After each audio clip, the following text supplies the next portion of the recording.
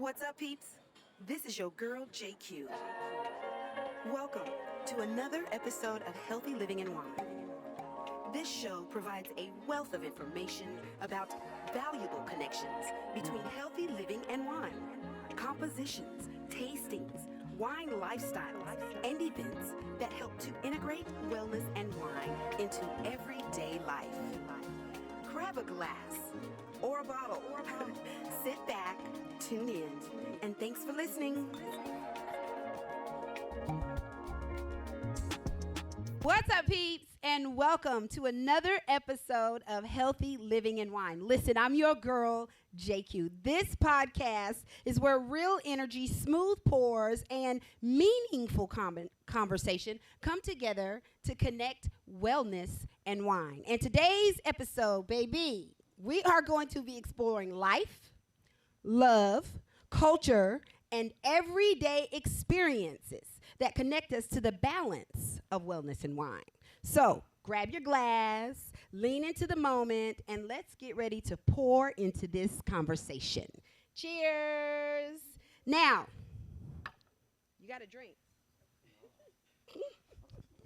Oh my God. Do we need to go over cheers etiquette? I'm just kidding. Listen, before we pour into this major conversation, I do have some house rules up in here. Because we have a live studio audience, yes, I want to hear the live studio audience. Listen, let's let the live studio audience chime in for one moment. I want to hear you guys say healthy living and wine. Go. Healthy living and wine. Oh, snap on it. Baby, this is my first live studio audience for Healthy Living and Wine, y'all. That's a major accomplishment. I am in season 6. Yes. I am in season 6. We are now syndicated. I am on 6 different platforms, actual radio shows, and we are now on Roku TV. And yes.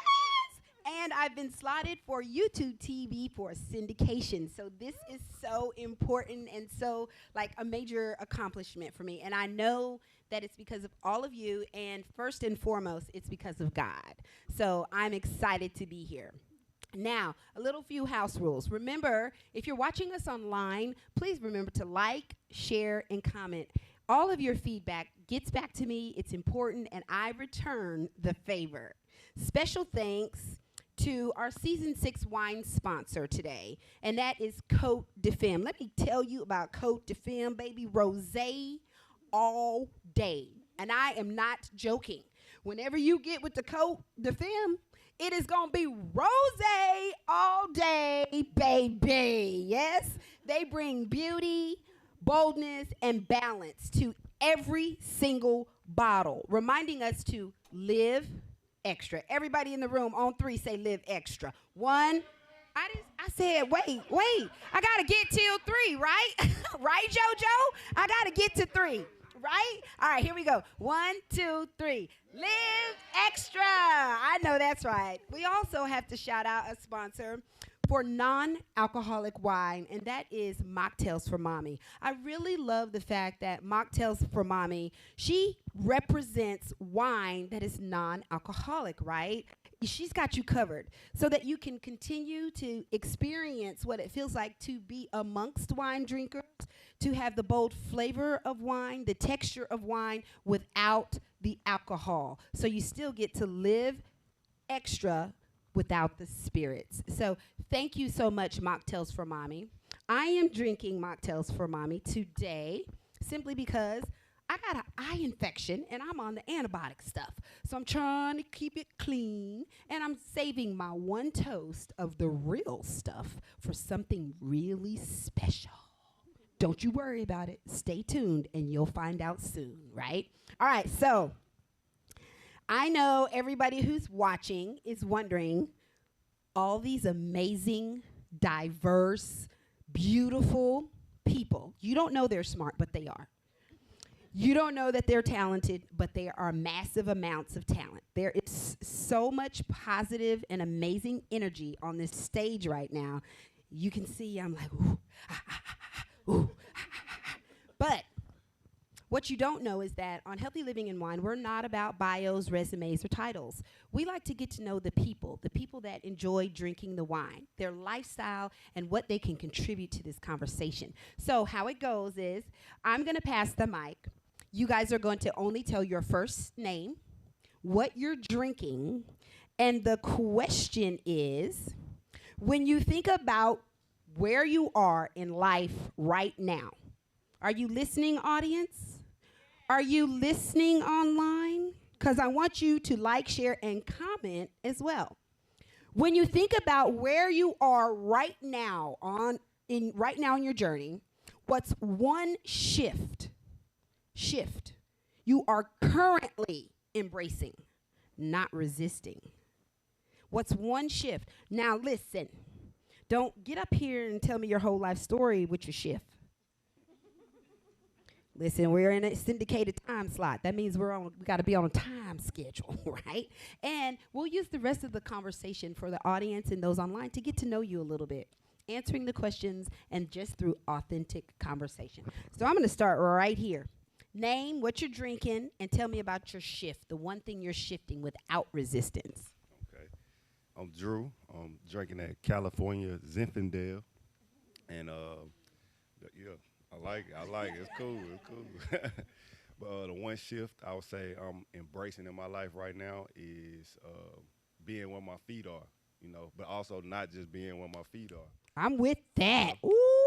Yeah, just being in the moment, but not letting surrounding factors of your life that may seem like they're your whole life keep you where you are, because the universe is mental. So any way you can take your mind, your feet can go also.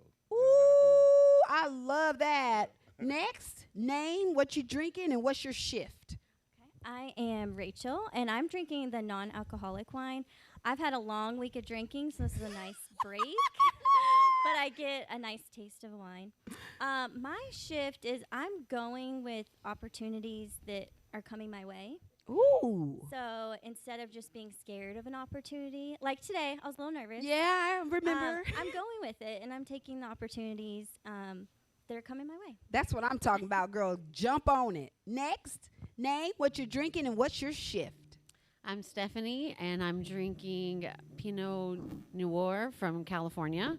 And my shift is I'm just letting God let go and just whatever he wants in my life, just let it happen, and me not putting a stop to it and just being patient with what his will is for me. Ooh, girl, I feel you because I'm in that moment too. Pass the mic back. You next. What's your name, what you're drinking, and what's your shift, baby? My name's Larissa, and I'm drinking rosé. All day. All day. And like everyone, I'm really just settling into being.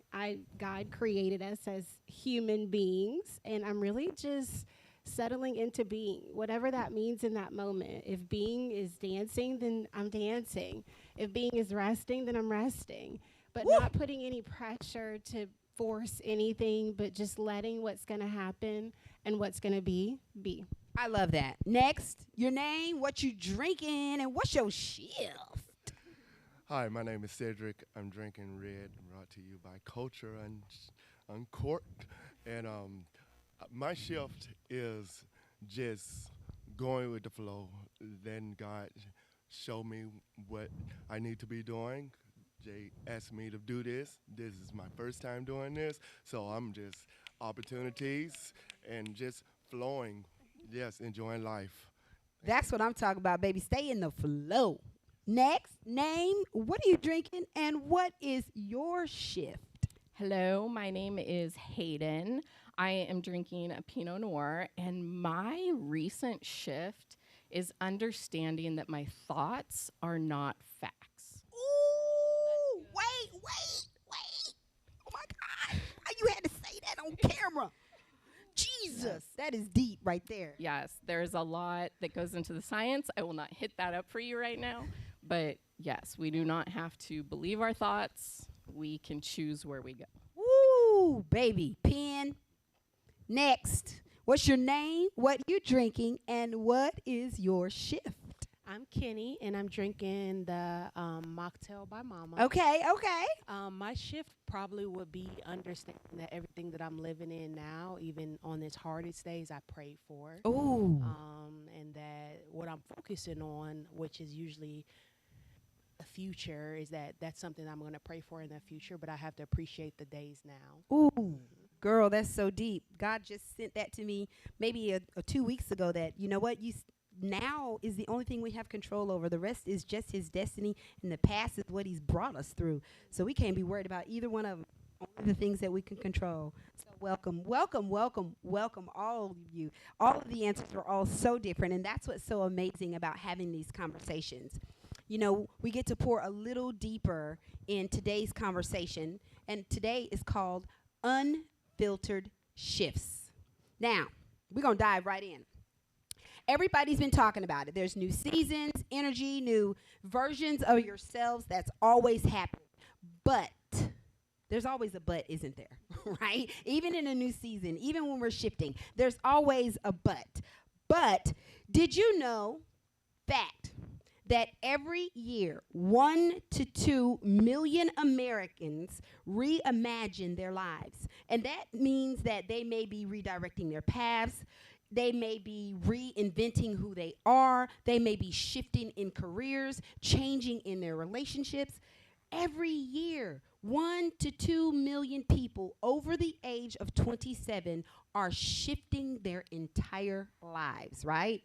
So to me, that tells me that reinvention is not just a trend. It's really a part of human nature, right?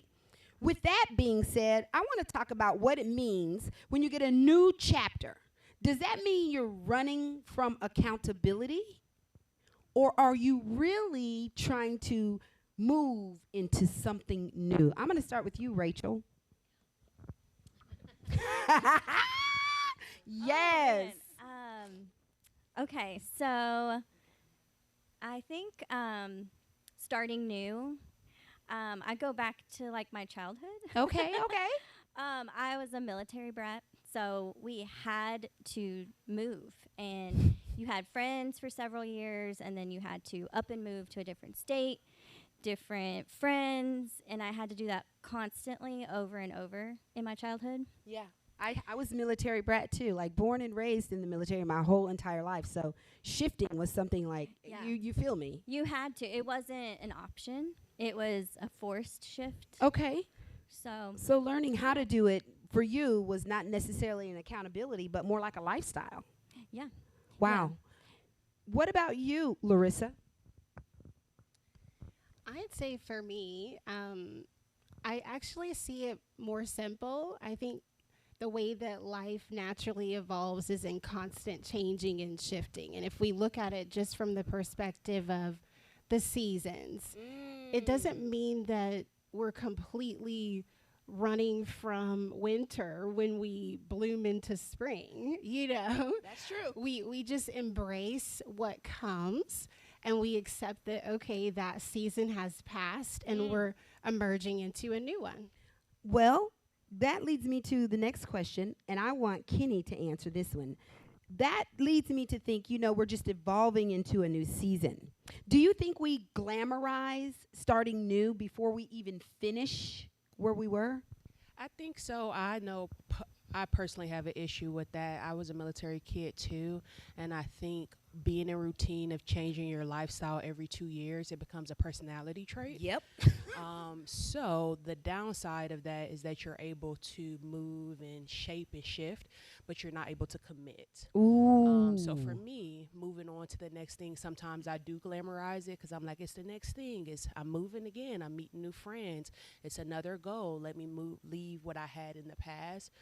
So sometimes shifting and moving to the next step, I've glamorized it in the past because I'm scared of where I am right now. Ooh. And I know that I'm going to be successful in the next steps because I lived my life like that as a child. Baby, that's interesting you say that, because a research study that was done by the Institute of Behavioral Health shows that nearly 65% of adults between the ages of 25 and 45 say they've had to make at least one major reinvention shift every 5 years.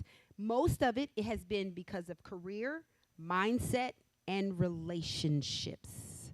Out of that 65%, 82% of them were based on relationships, not career. I thought that was strange because I always felt like, relationships lasted longer than, your career, or you were moving because you got a new job, or you got a shift in your job. But most of the times people shift their lives because of relationships. Ooh, so clearly shifting is not rare to us. So Cedric, that brings me to thinking about what is next. What does reinvention look like for you in your personal life? Well, reinvention for me is becoming what I never thought I would be. And that's, my daughter, she's growing up. She'll be out of the house in 2 years. You close. So, and then in 2 years, I will be 50. So that's another milestone. A couple of milestones is You here to moving me. into the age range of me. So I will be, that looks like, slowing down, taking my time, Yes. welcoming the new me that doesn't have to run around doing a million things in so many different phases. So I will, thinking about it, I will be just enjoying myself, Yep. traveling more, and that's the goal. That's my hope. Oh, wow. It's not a hope. It's going to happen, because I know when my daughter got out, woo, baby, you thought I was in the wind then. Ooh, for the first 5 years she was out the house, I was MIA, and I'm not talking about in Miami.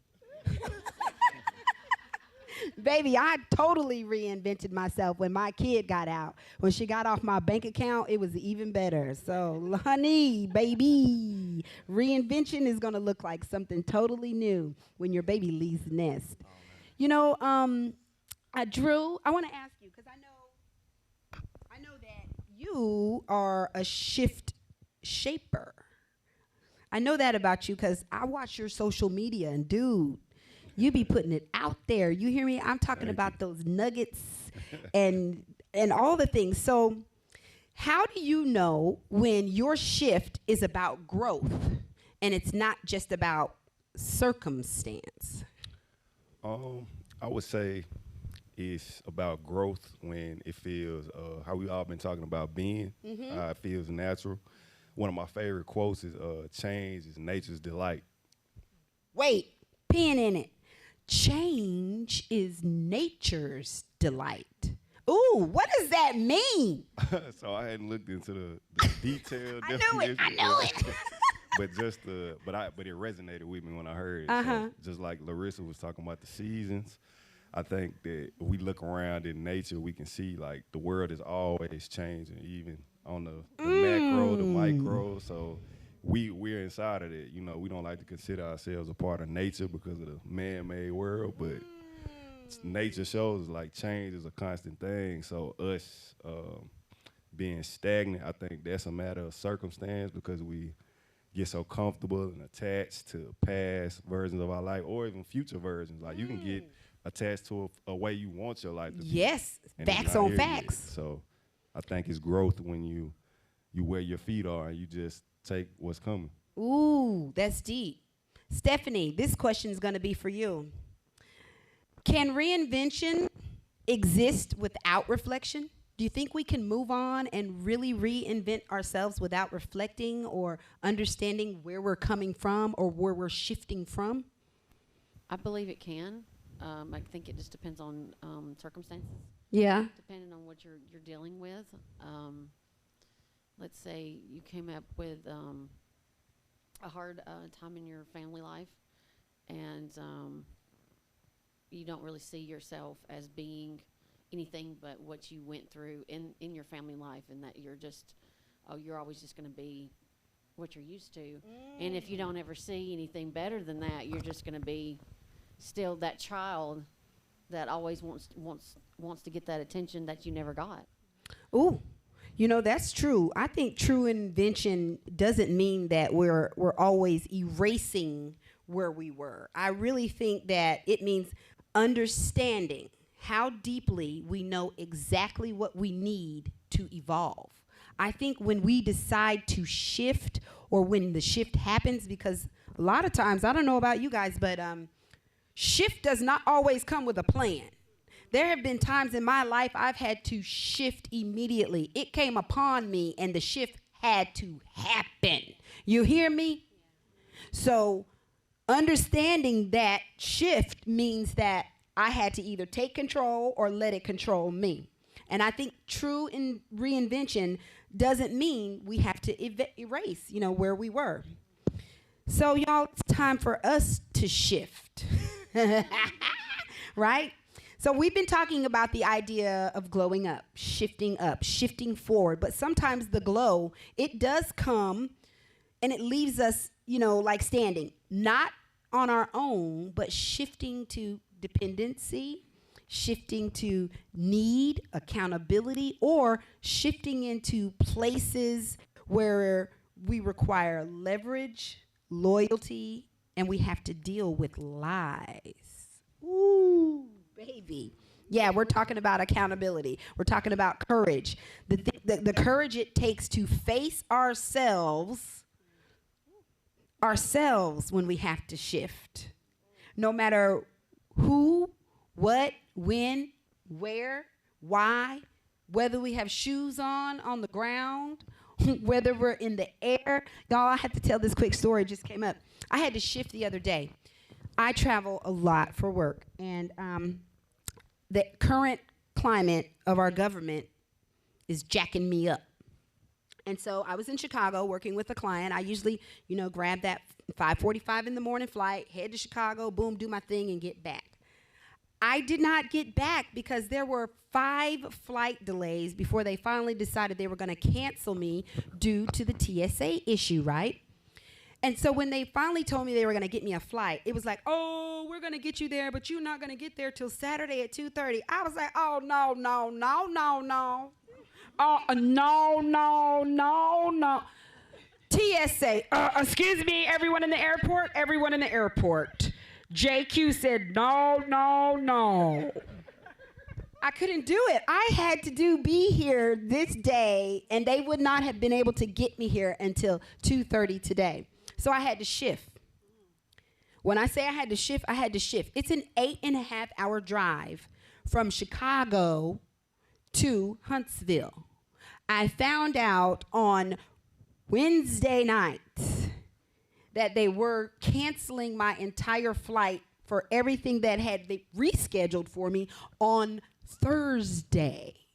So I had to wake up on Friday and decide at 4 in the morning that I had to get a rental car, jump my ass in the car, and drive back.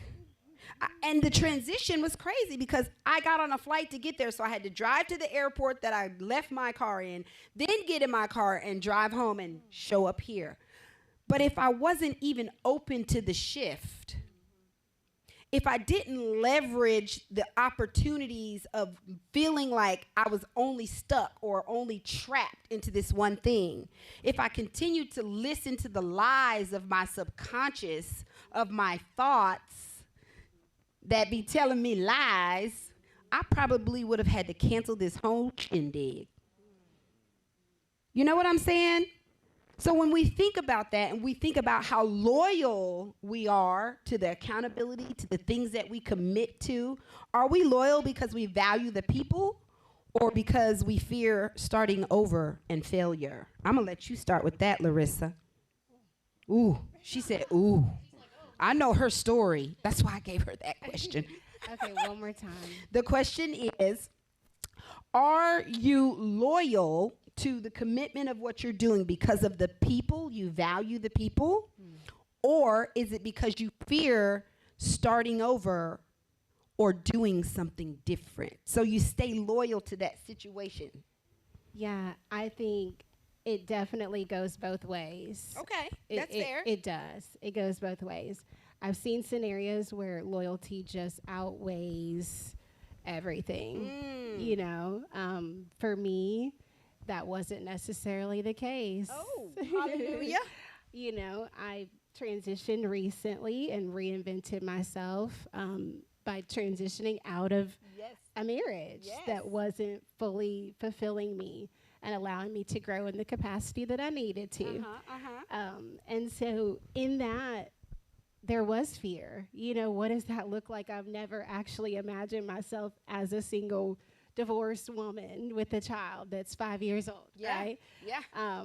But the fear of staying in a situation that wasn't fueling me and allowing me to grow the way that I need to, like, I couldn't live with that. That's understandable because, you know, a lot of people don't think about loyalty as something being healthy. It doesn't think about loyalty as something that you're becoming. You understand what I'm saying? So, and I want everybody, especially you in the audience and online, this is a question really just for thought. Are we loyal? And when we are loyal, can loyal stop us from being healthy and and stop us from becoming? Being loyal to a situation, can that be unhealthy? Right? I really think so too. Can being loyal also keep you from becoming more or moving to the next level? Most definitely it can. I was loyal to a job for 12 years because I wanted the paycheck. It wasn't even the people. I wanted that paycheck. I have so many business clients that are loyal to the paycheck. It's unhealthy. It's stressful. It's not safe. You feel me? It's not fulfilling.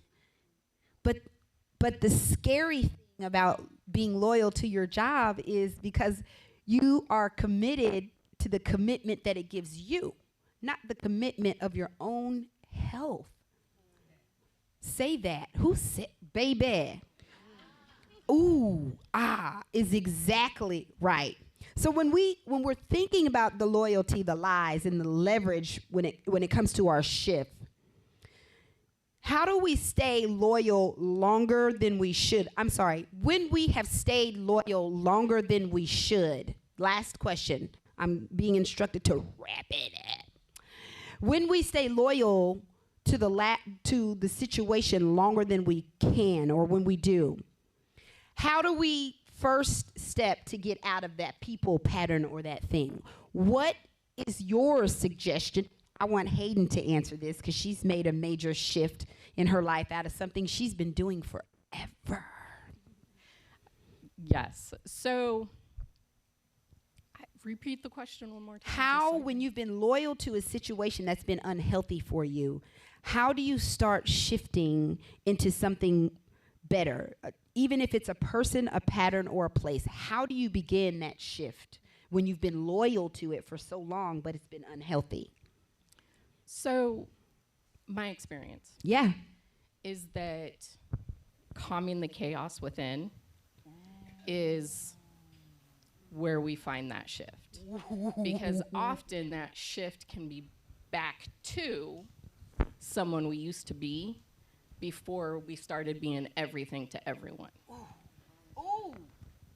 So that shift can often, like you talked about being in a company for 12 years, that's burnout, girl. Baby, I know. You gave everything you had to a company out of loyalty for 12 years. And I did. And you lose yourself along the way. You lose your relationships.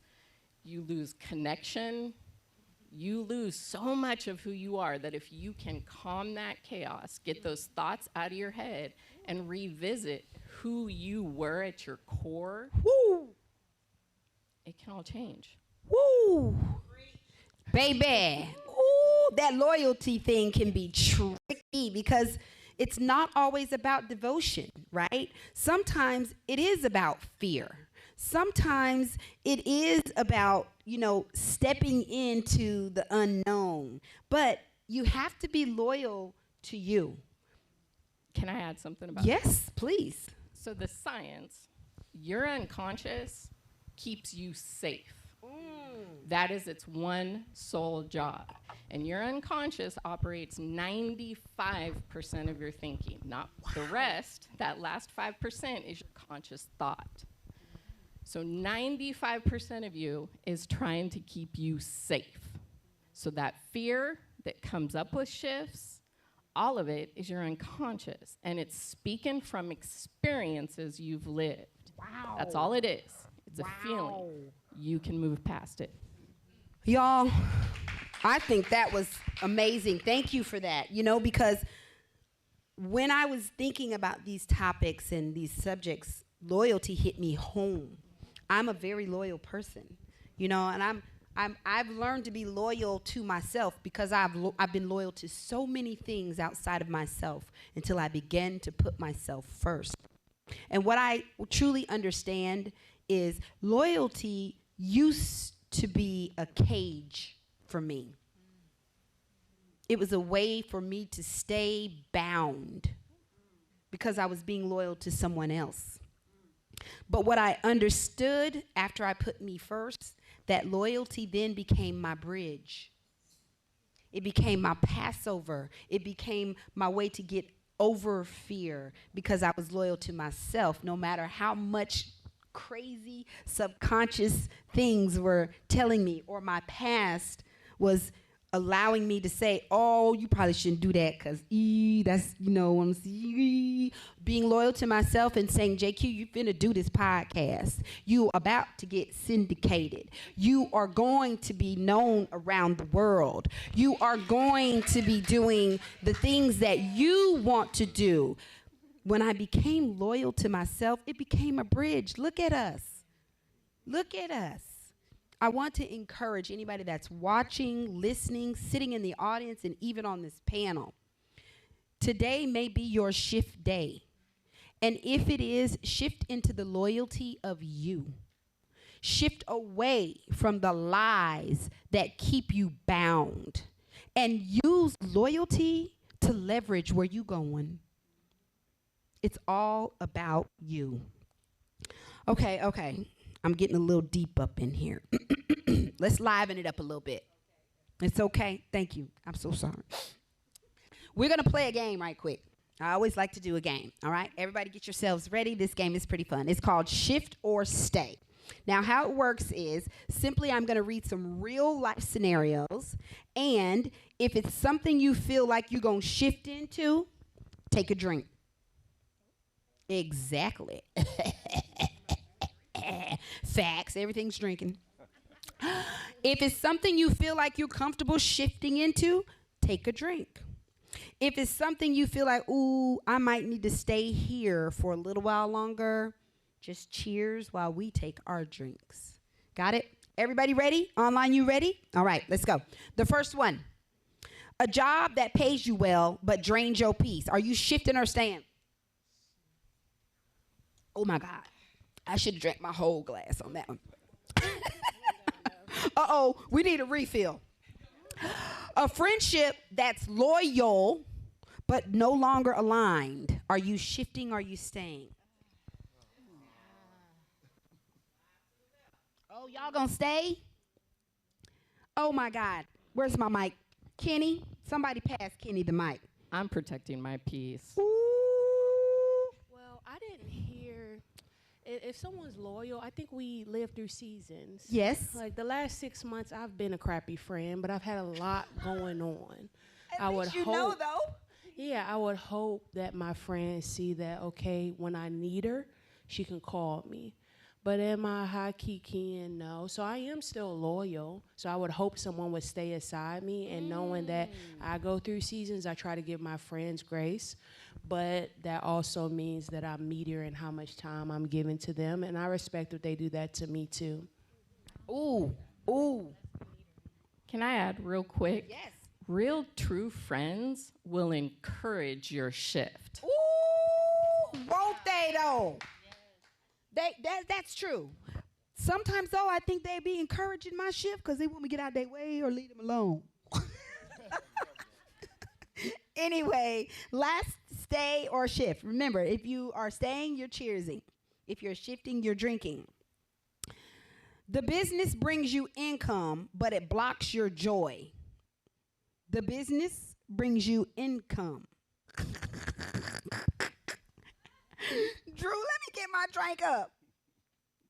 Larissa, are you staying? Are you what?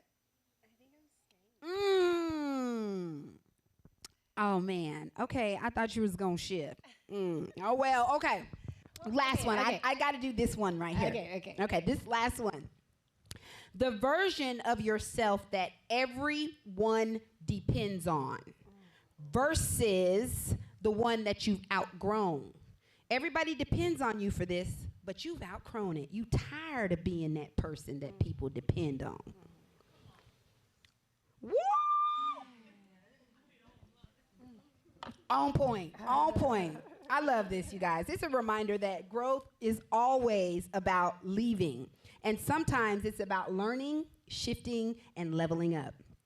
Well, folks, it's a wrap. It's all the way a wrap. It's me sitting here with this lovely panel talking about shifting, lies, leverage, and loyalty. You know, the shift happens with conversations, with meeting, with looking in the mirror, understanding who you are, and just moving forward. Be encouraged today to shift. I do want to take this moment to say thank you to all of my panel guests. Thank you so much. I want to leave this panel with a word from Rachel.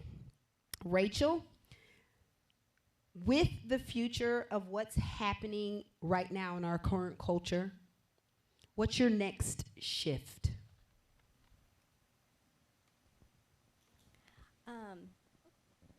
It's on. You just weren't talking up.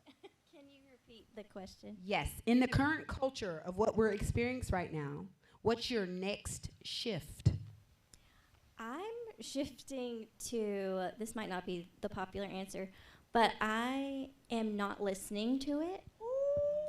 I think it's just negativity. I think that too. Girl, shut it down. Yeah. There's just so many, cooks in the kitchen, as they say. So there's so much negativity that I'm just blocking it out and being positive. Like, my natural self is kind of looking for the positive. Yeah. And I'm just doing that to protect my mental health. Baby.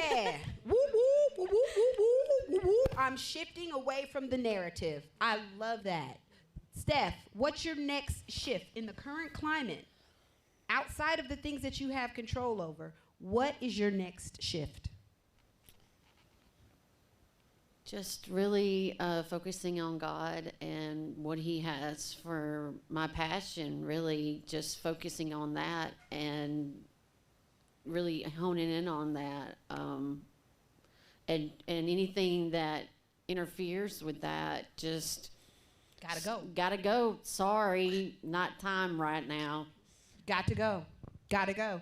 Larissa, in the current climate, what's your next shift? My next shift is really into just loving me, like going back to the little girl version of me and rediscovering the things that I loved so much then.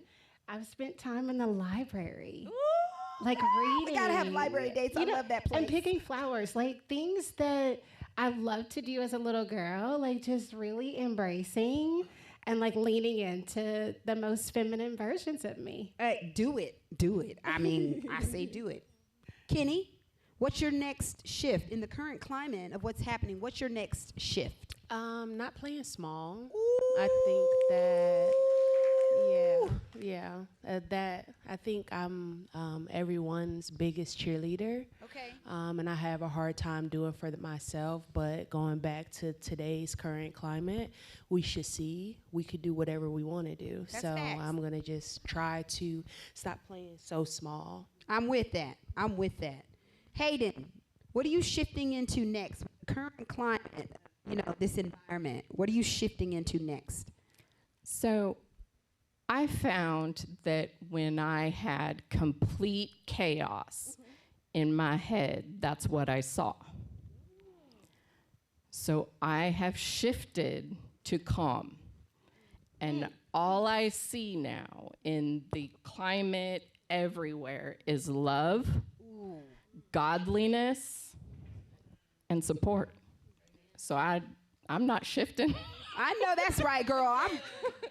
And you know, I love that because you're in a place where you don't want to shift from. And I believe that that is okay too. Because like she said, sometimes people get so used to shifting, they feel like they can't stay in the place they are because shift is required. You feel me? Cedric, what you shifting into besides empty nestedness?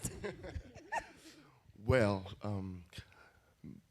where I have always been trying to make myself a priority more, giving myself the love that I always showed to others, and picking and choosing my friends who brings me positive energy. Negative energy, you can keep all of that. That is not worth it. The stress, silent killers, and I will just be shifting, taking my massages, spa days, hiking, gym days to maintain, and other than that, just enjoying life. I know that's right. Drew, ship shifter, what's up?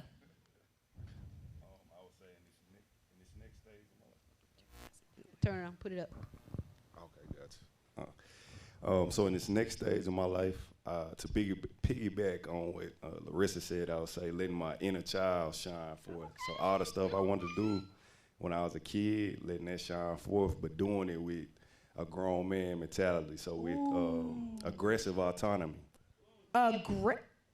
Did you patent that yet? Aggressive Not yet. autonomy? I Not am yet. after Okay, today. aggressive autonomy. Yeah. I love that. I love Yeah. that. You know, I want everyone to be encouraged to understand that Healthy Living is a podcast, and here we can coexist beautifully with wellness and wine.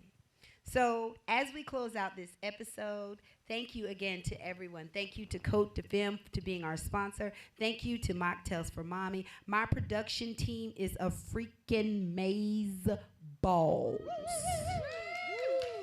This live studio audience production is being filmed, recorded, and I have a whole engineering team here at the Black Umbrella Studio.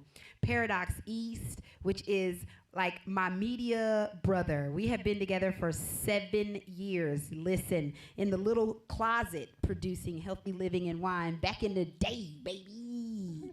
Tim Miller. Jonas and his team with Roku TV. I need to thank April and Lauren. I also want to thank Culture Uncorked. He's your live studio audience host. Y'all will be getting it when we get on our breaks. So with that being said, everybody, let's raise your glasses. Here's to people who have brave enough to keep shifting. Here's to the moments that stretch us into something better and the kind of loyalty that reminds us to put ourselves first. Cheers.